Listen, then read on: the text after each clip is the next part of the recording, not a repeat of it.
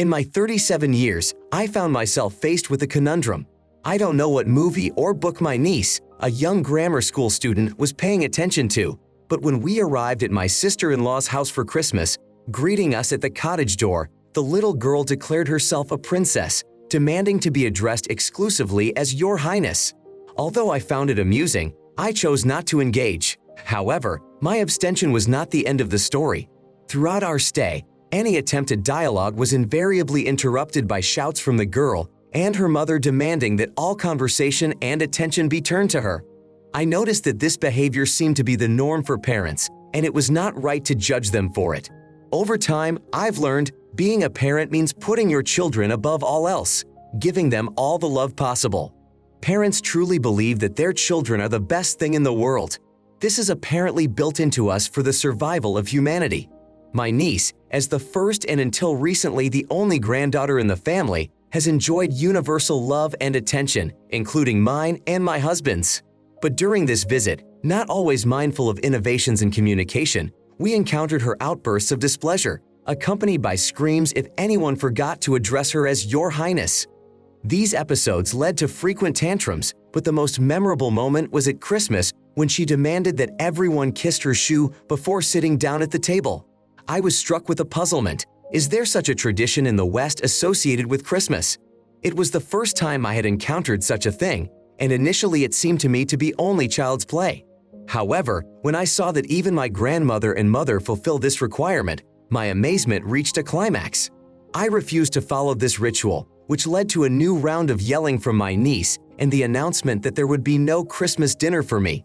This moment, which at first seemed like a cute display of childish fantasy, was the point at which I realized the gravity of the situation. I mean, the role of queen at this family gathering was played by a mother who seemed to be throwing a tantrum even bigger than her daughter. My refusal to participate in their ritual caused general displeasure, but my feelings were mixed. I felt horror and anger at the same time. In the end, it was made clear to me that I would not have to dine in their company. With some contempt for the situation, I took my plate of food and retired to my room, preferring to avoid further contact.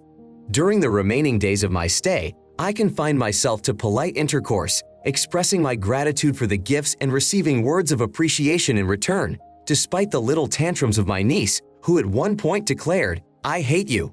We left the house 2 days earlier than planned.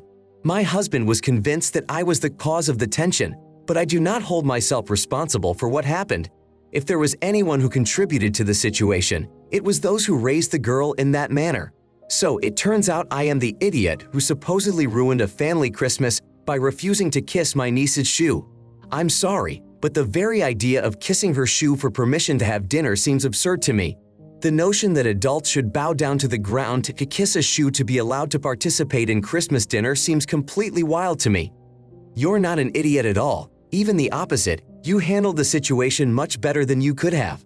She's still young and sees herself as a princess, but where was the queen to interfere with her behavior? The daughter-in-law, on the other hand, threw an even bigger tantrum. It's understandable that when children act this way, they often get support from those around them, but you shouldn't have agreed to such terms. As for your husband, I'm surprised that he too went along with this madness by kissing the shoe, but apparently it allowed him to avoid conflict. You and your husband chose to eat in your room, after which you went for a long walk. I can't say I'm angry at the child or the adults who succumbed to this oddity. It's hard to blame any one person, but certainly the behavior of your sister-in-law and other family members seems absurd, not to mention your husband. To expect anyone to kneel, kiss their feet, and beg for the opportunity to have dinner together is beyond comprehension. The main problem here concerns your husband, with whom you have to share most of your life. If he thinks you've ruined the whole staycation, that speaks volumes.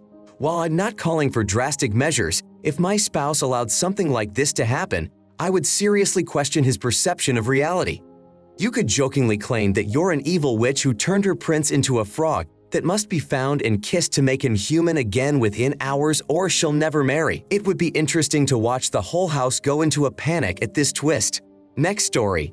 I have always wondered if my actions are justified.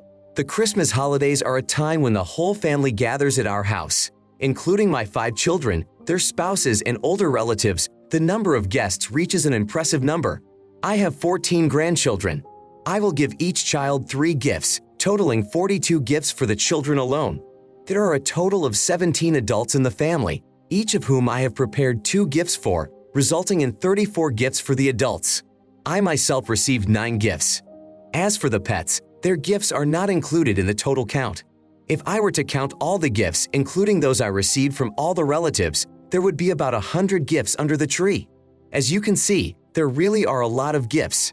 I start preparing for the holiday and buying gifts from the beginning of the new year. Buying gifts for the little ones is the easiest. Eventually, all the gifts end up under the tree, and it becomes a real chaos every year. My problem is that one of my sisters-in-law commented all night about not being able to give enough gifts to her kids. At the adult table, she complained about how my actions made her look bad in front of her children. Her husband tried to calm her down, but she insisted that someone should point out to this witch her mistakes, claiming that she had had enough of putting up with me. I told her that her financial difficulties were not my problem and urged her not to judge me by the number of gifts. Despite all this, the dinner went well and the kids had a fun time. My son thinks I should apologize. Perhaps my comment was a little too harsh. You are not to blame for his wanting to hear you apologize. What would you say? I'm sorry you chose to call me a witch while sitting at my table enjoying my treat. I'm sorry you chose to ruin Christmas with your behavior. I don't feel like we should cut back on giving everyone else gifts because you can't afford more. I'm sorry that you think like I'm responsible for your financial problems. I'm sorry that your husband, my son, feels the need to ask me to apologize to you. It speaks volumes that we have to keep talking about your obvious lack of manners as a guest in this house. Continue to buy gifts for your grandchildren. However, inform your son of your decision to disrespect his wife and stop giving gifts to him and her after she called you a witch. If I were in your shoes, I might have collected their belongings and gifts instead of appreciating the gratitude for the gifts her children received. Your behavior of complaining about how you allegedly make her look unfavorable and then insulting you by calling you a witch while sitting at your table is extremely rude. I am truly sorry that you allowed her to stay after her explosion of anger. If you choose not to give you gifts in the future, it will reduce the number of presents under the tree by 4. Therefore, she should be satisfied. If anyone should apologize, it should be her for the scene made at the dinner table. I would reconsider inviting her in the future until she changes. But as for her failure to provide gifts for her children, the question remains, where is your son? As a father, he has as much responsibility as she does. Now I want to tell a different story. I am 65 years old, a woman. My husband is 67. There are 2 daughters in our family. The oldest is 36 years old. She is completely healthy. The younger one is 33 and has nonverbal autism with high needs. She resides in a group home, requires care in a 2-to-1 ratio, constantly needs support from social services. We invite her to our home every Christmas. However, she experiences difficulty in contacting outsiders in our home. Therefore, we are unable to provide her with social services support in the same way as we do in the group home. She does not experience us as part of her normal environment there. We are strangers to her, perceives herself as a child even though she is in an adult body, possesses extraordinary strength, requires constant observation. I have back problems, diagnosed with ruptured discs. Despite this, every year at Christmas I violate my doctor's recommendations. Taking care of the level of care I am essentially achieving is a task beyond my capabilities. Nevertheless, I continue to do it. My daughter is looking forward to the holiday, as she always does.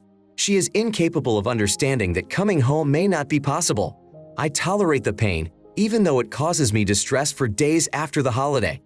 Our oldest daughter recently purchased her first home. She wanted us to feel at home there. It was very hard for me, but I explained it to her. I cannot provide the proper level of care for the younger one in her home. She is unable to adapt to changes in her routine, expecting Christmas as usual, but we plan to visit her new home right after the holidays. She suggested we meet on Christmas Eve, but that's not possible. I have to get the house ready for my youngest daughter. Plus, the extra drive to see her would take over an hour. The trip will bring severe pain to my back. I have to conserve my limited strength to take care of my youngest daughter for Christmas. I was hoping for understanding. The older daughter is upset. She thinks that if I can endure the pain for my youngest, I can do it for her. But I am not able to do it so close together. The effort needs to be shared. I appreciate all the sacrifices she has made over the years. But the younger daughter is literally incapable of understanding what the older daughter is capable of. I realize my powerlessness in this situation. Oh no, you don't seem to fully realize she has, throughout her life, made repeated sacrifices for her sister. You have taken it upon yourself to continue those sacrifices. I'm sure the continuation of this line of behavior remains incomprehensible to her. Each time you have to make another sacrifice, your youngest daughter is now an adult. She lives in a group home. You have a chance to make changes, but you don't, because avoiding difficulties seems easier than taking steps to improve her sister's life or even your own. I understand that, but it doesn't lessen the negative impact on everyone around you. If your daughter with autism has the mental age of a child and can't understand why Christmas is on December 25, then the choice is yours. You could bring her home on any other non-holiday day. Pick a date in advance and create a holiday for her, such as December 15. You choose to bring her home, ignoring the doctor's advice. It's your choice, and you should accept the consequences. Don't look for approval here. By favoring one child over another, you made that decision yourself. The fact that you are taking the risk of disregarding your doctor's advice to do so speaks for itself. When I saw the 2-to-1 care ratio, I realized you really don't understand the danger. It shows that your daughter is potentially a danger to herself and others. A 2-to-1 care ratio is only suggested when there are serious behavioral issues. Your older daughter is probably even more upset, seeing the danger you are in and not being able to convince you to change the situation. You've already suffered through back problems and are in constant pain. I hope you realize that changing traditions will not make you a bad parent. It won't hurt your youngest daughter. Taking care of your own health will allow you to spend more time with everyone in the family, including her. My next story. In my early 20s, I found a profession as a nanny, caring for 4 children of different ages. To fulfill my duties, I needed a vehicle that could accommodate 4 child seats. Although I did not have a suitable vehicle, my employers liked my candidacy. They connected me with an acquaintance who was selling a 5-year-old Ford Explorer at a bargain price. The employers purchased the vehicle for me, but registered it in my name. They deducted the car payment from my earnings each month. The vehicle is my property and I may use it as I wish, but it must be equipped with 3 child seats and a booster Monday through Friday. I choose not to remove the car seats as I find it difficult to reinstall them. This prevents me from freely using the car for personal use without having to ask my parents to put the seats back in every time I want to go somewhere with friends. I used to use a Honda Civic before I got this job, and when I don't need to drive my kids, I continue to drive it. For Christmas, my family was planning a trip, and my mom asked me to free the Ford Explorer from car seats so we could all go together in one car. I declined, explaining that I could only safely install an infant booster seat. My mom suggested I watch instructional videos on YouTube, but I felt insecure about my ability to properly install the seats. I would be overly concerned about the possibility of improper installation and the consequences it would have.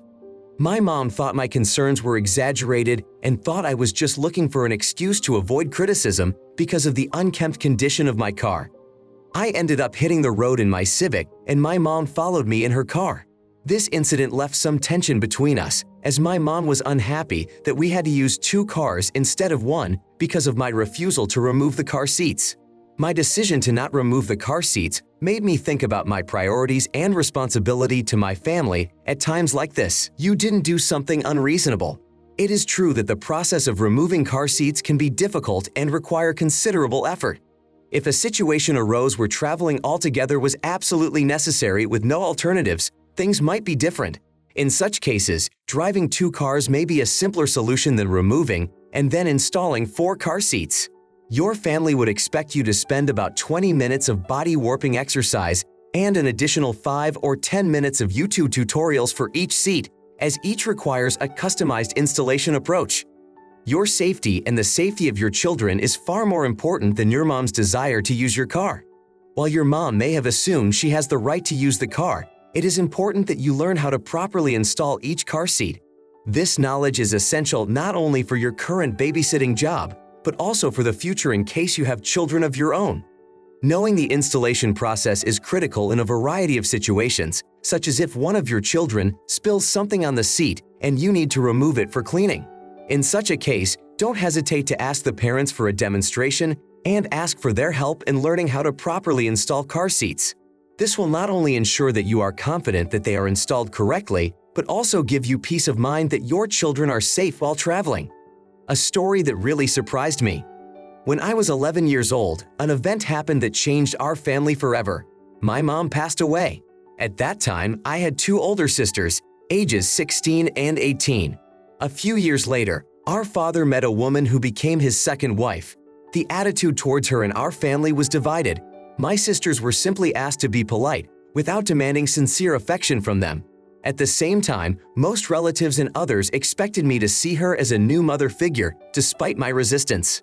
A year after their marriage, my stepmother expressed her desire to divide Mother's Day celebrations between her and my sisters. While there was no such expectation from my sisters, she sought to include me in her circle of loved ones, which caused her pain when I refused such attention.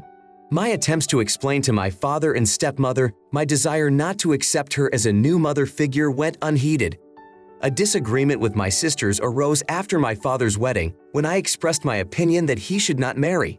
The sisters argued that it was his right to move on and that our mom would want his happiness. Later, when I shared my feelings about the situation with them, they understood and tried to convey my opinion to my father, but to no avail.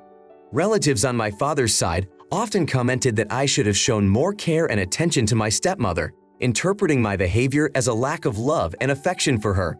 My father insisted that I should have shown her more love, arguing that my behavior made her feel left out when I did not involve her in my plans or share my thoughts and feelings with her. Realizing that some people dream of similar relationships in their lives didn't diminish my desire to have the same kind of simple and casual bond with my stepmother that my sisters had. Everyone expected something more from me, which became especially evident during the Christmas holidays. During this period, our home was filled with joy and family warmth, but without the involvement of my mom's family. My father and his spouse gave me a card on behalf of both my parents, while my sisters only received gifts from them. When it came time to take family photos, we first took a picture of the three of us with my dad. Then my grandparents insisted that I appear in the photo with my father and his wife without my sisters. An attempt to leave the situation unchanged was rebuffed by my stepmother, who argued that it wouldn't be a real family photo without her participation as the child of the family. At this point, I couldn't help myself and spoke out that she was not my mother and that I considered her only my father's wife, wanting to maintain the same relationship as my sisters. My words that I had no love for her and my dissatisfaction with the way everyone around me had begun to treat her as my parent elicited support from my sisters. However, my father took my words with anger and his wife was deeply upset, which led to more tears and exacerbated the crisis situation at Christmas. It's not your fault at all that they didn't listen to you before the crisis came. You have been clearly expressing your feelings for 4 years, but your father and his spouse have not been forthcoming. Remember, you were faced with a situation where you had no choice but to face these difficulties with them. If the worst possible way was found to bring your stepmother into the family, let it be known that you are not a child and should be treated accordingly without expecting the impossible. You have to get over the loss of your mother, which is not easy in itself. It seems your father's wife had her own ideas about the role of a mother, despite having no children of her own. She wanted you to take that position, but their actions only alienate you by limiting your options due to your youth and inability to leave on your own. Perhaps you should move in with one of your sisters for a while. The newcomer has decided that you are her property, some kind of accessory, without considering your feelings and need for the grieving process. Soon you will be able to start your own life, far away from those who tried to suppress your emotions and instill guilt for not conforming to their expectations. I hope you find a way to seek professional psychological help.